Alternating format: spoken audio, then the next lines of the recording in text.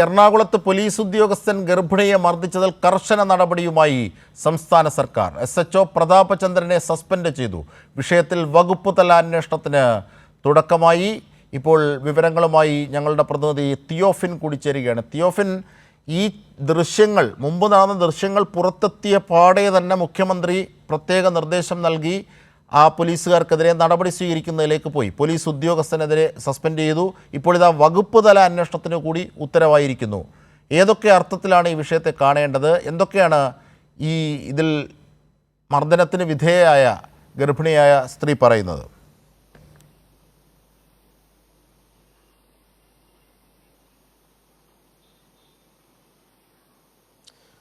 അജ്മിഷാദ്, 1.5 വർഷത്തോളം മുമ്പാണ് ഈ സംഭവം ഉണ്ടാകുന്നത്.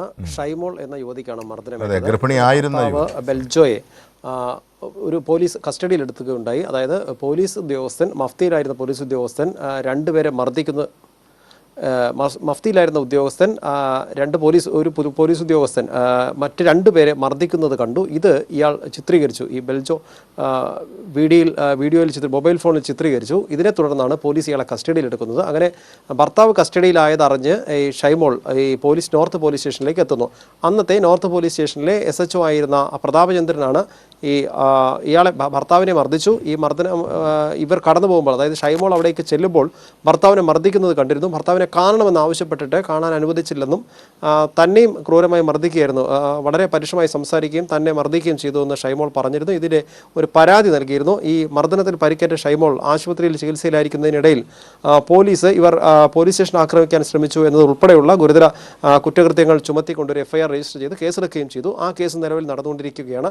ഇതിന് പിന്നാലെയാണ് ഷൈമോൾ തനിക്കുണ്ടായ അതിക്രമത്തിൽ പരാതി നൽകിയത്. ഒപ്പം നഷ്ടപരിഹാരം കൂടി ആവശ്യപ്പെട്ടുകൊണ്ടുള്ളൊരു പരാതി ഹൈക്കോടതിയിൽ നൽകിയിരുന്നു. ഈ കേസിലാണ്, ഈ ഹൈക്കോടതിയുടെ ഇടപെടലിലാണ് ഇവർക്ക് ഈ ദൃശ്യങ്ങൾ ലഭ്യമായത്. കാരണം പോലീസ് സ്റ്റേഷനിലുണ്ടായ മർദ്ദനത്തിൻ്റെ CCTV ദൃശ്യങ്ങൾ വേണമെന്ന് കോടതി ആവശ്യപ്പെട്ടു. ആ കോടതി നിർദ്ദേശത്തിൻ്റെ ഫലമായിട്ടാണ് CCTV ദൃശ്യങ്ങൾ ലഭിച്ചത്. ഇത് ഹൈക്കോടതിയിൽ നടക്കുന്ന കേസ്, അതുമായി ബന്ധപ്പെട്ട് അത് മുന്നോട്ട് പോകും. ഈ ദൃശ്യങ്ങൾ വെച്ചുകൊണ്ട് ഇപ്പോൾ ഏറ്റവും ഒടുവിൽ ഇവർ എറണാകുളം അഡീഷണൽ CJM കോടതിയിൽ ഹർജി നൽകിയിട്ടുണ്ട്. ഈ പോലീസ് എടുത്ത കള്ളക്കേസുമായി ബന്ധപ്പെട്ട് വിചാരണയ്ക്ക് അവർ ഇന്ന് ഹാജരാകേണ്ടിയിരുന്നു. ആ വിചാരണ തുടർന്ന് വരികയാണ്.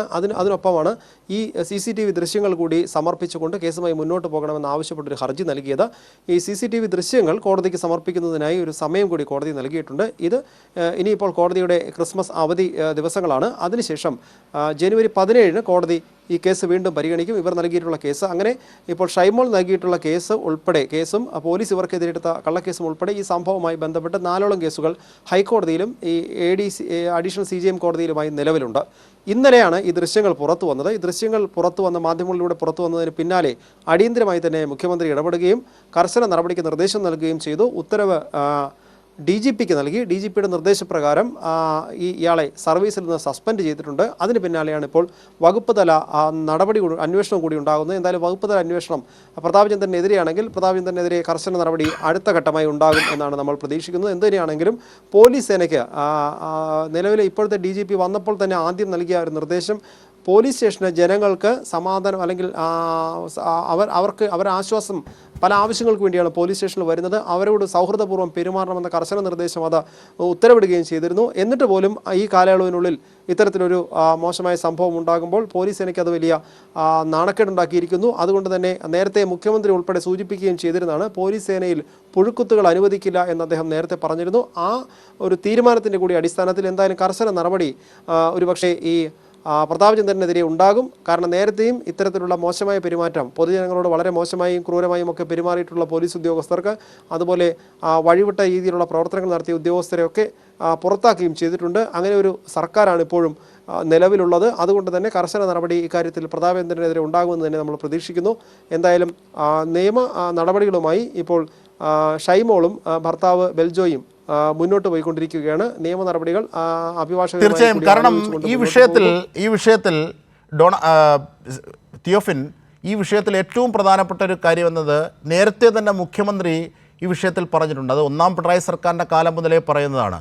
2 കാര്യങ്ങളുടെ കാര്യത്തിൽ. കാരണം ഈ ഫയലുകൾ വൈകിപ്പിക്കുന്ന ഉദ്യോഗസ്ഥരുടെ നടപടിക്കെതിരായി കൃത്യമായ ഫയൽ ഒരു ജീവിതമാണ്. അതുപോലെ തന്നെ സർക്കാർ നയപരമായി സ്വീകരിച്ച ഒരു കാര്യമാണ് കാക്കിക്കുള്ളിലെ പുഴുക്കുത്തുകൾ.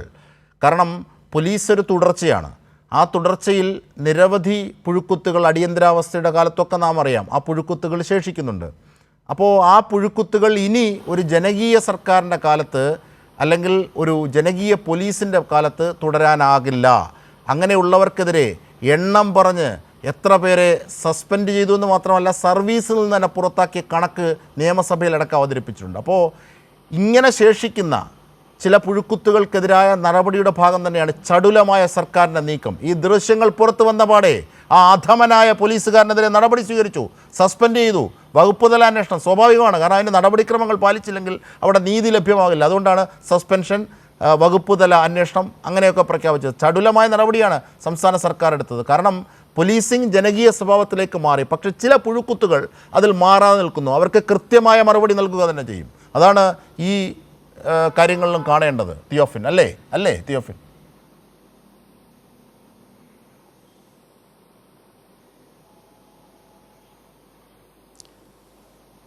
അജിംഷാദ്, തീർച്ചയായും അതായത് സർക്കാരിൻ്റെ നിലപാട് ഇതിൽ വ്യക്തമാണ്. ഒപ്പം മറ്റൊന്നുകൂടി നമുക്കിവിടെ എടുത്തു പറയേണ്ടതുണ്ട്.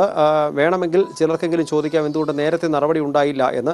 പക്ഷേ സാധാരണഗതിയിൽ ഇത്തരത്തിലൊരു പരാതി ഉയരുമ്പോൾ അതിന് ആവശ്യമായ തെളിവ് വേണം.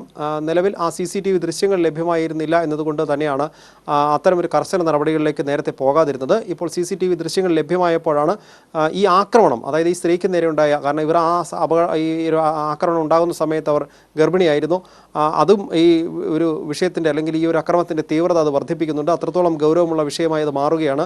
ഒപ്പം ഈ CCTV ദൃശ്യങ്ങൾ പുറത്തു വന്നപ്പോഴാണ് എത്ര ക്രൂരമായ ഒരു ആക്രമണമാണ്, മർദ്ദനമാണ് ആ സ്ത്രീക്ക് നേരിടേണ്ടി വന്നത് എന്ന് വ്യക്തമാകുന്നത്. അതുകൊണ്ട് തന്നെയാണ് വളരെ പെട്ടെന്ന് തന്നെ സർക്കാരിൻ്റെ ഇടപെടലുണ്ടാകുന്നു. മുഖ്യമന്ത്രി തന്നെ നേരിട്ട് വിഷയത്തിൽ ഇടപെട്ട് നടപടി സ്വീകരിക്കാൻ നിർദ്ദേശം നൽകുകയും ചെയ്തിരുന്നു. അത് ഘട്ടം ഘട്ടമായി വളരെ വേഗം തന്നെ ആ നടപടി എടുക്കുന്ന കാര്യങ്ങൾ മുന്നോട്ട് പോകുന്നു. വളരെ പെട്ടെന്ന് തന്നെ DGPയിലേക്ക് അത് എത്തുന്നു. ആ DGP നിർദ്ദേശം നൽകുന്നു. അതിൻ്റെ അടിസ്ഥാനത്തിൽ സർവീസിൽ നിന്നും അന്വേഷണ വിധേയമായി ഇയാളെ സസ്പെൻഡ് ചെയ്യുന്നു.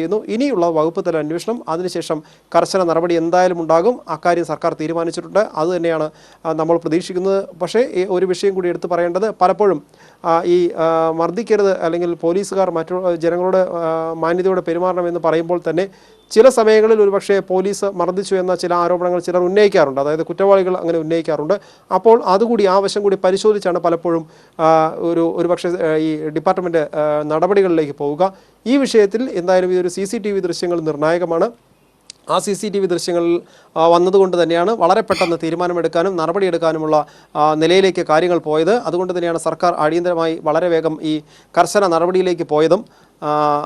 ഒപ്പം ഇവർക്ക് ഈ CCTV ദൃശ്യങ്ങൾ, ഇത് ഹൈക്കോടതിയുടെ ഇടപെടലിലൂടെ CCTV ദൃശ്യങ്ങൾ ഇവർക്ക് ലഭിച്ചത് ഇനി നിയമ നടപടികളുമായി മുന്നോട്ട് പോകാൻ ഈ ഷൈമോൾക്കും ഭർത്താവിനും കൂടി അവർക്കൊരു ഈ CCTV ദൃശ്യങ്ങൾ അവർ പറയുന്ന, അവർ നേരത്തെ ഉന്നയിച്ച പരാതികൾക്ക് അതൊരു ശക്തി പകരുന്നതാണ്. ഒപ്പം ഇയാൾക്കെതിരെ കർശന നടപടി ആവശ്യപ്പെട്ടുകൊണ്ട്, അതായത് മജിസ്ട്രേറ്റ് തല അന്വേഷണം വേണമെന്നാണ് ഇപ്പോൾ ഏറ്റവും ഒടുവിൽ ഇന്ന് അവർ ആവശ്യപ്പെട്ടിരിക്കുന്നത്. കാരണം പോലീസ് നടത്തുന്ന അന്വേഷണത്തിൽ മാത്രം തങ്ങൾക്കത് വിശ്വാസ്യത കുറവുണ്ട്. അതുകൊണ്ട് തന്നെ കോടതിയുടെ മേൽനോട്ടത്തിൽ ഒരു മജിസ്ട്രേറ്റ് തല അന്വേഷണം വേണമെന്ന ആവശ്യം അവർ ഉന്നയിച്ചിട്ടുണ്ട്. എന്തായാലും കോടതി ഇവർ നൽകിയ ഹർജി ഫയലിൽ സ്വീകരിച്ചിട്ടുണ്ട്. ഇത് ഈ ജനുവരി 17-ാം തീയതി ഹർജി കോടതി വീണ്ടും പരിഗണിക്കുന്നുണ്ട്. അജിംഷാദ്.